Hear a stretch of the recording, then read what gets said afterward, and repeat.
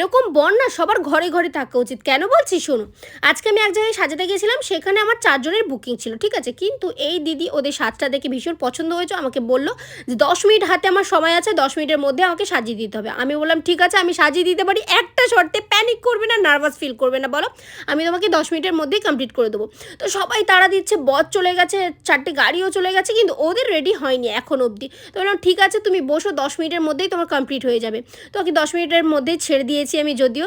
তোর আর বরটাকে দেখে এত ভাল লেগেছে না, একটুও বকা দিল না, অথচ কি রিল্যাক্সভাবে বলল ঠিক আছে তুমি আস্তে আস্তে করো, আমি আছি, তোমার ফেলে কেউ রেখে যাবে না, সবাই চলে গেলেও আমি তোমার পাশে আছি, আমি তোমাকে ঠিক নিয়ে যাবো বিয়েবাড়িতে। এই কথাটা শুনে আমার যে কী ভালো লেগেছিল। তাই বললাম এরকম বর সব ঘরে ঘরে থাকা উচিত, সবাইকে মানে দুজন দুজনকে বুঝবে, এই ব্যাপারটাই তো আলাদাই, তাই না? তো এটা নিয়ে আমি আর তুলি একটু গসিপ করছিলাম, তুলি বলছিল দেখো দিদি কত ভালো বর, আমিও বলছিলাম হ্যাঁ দেখো তুই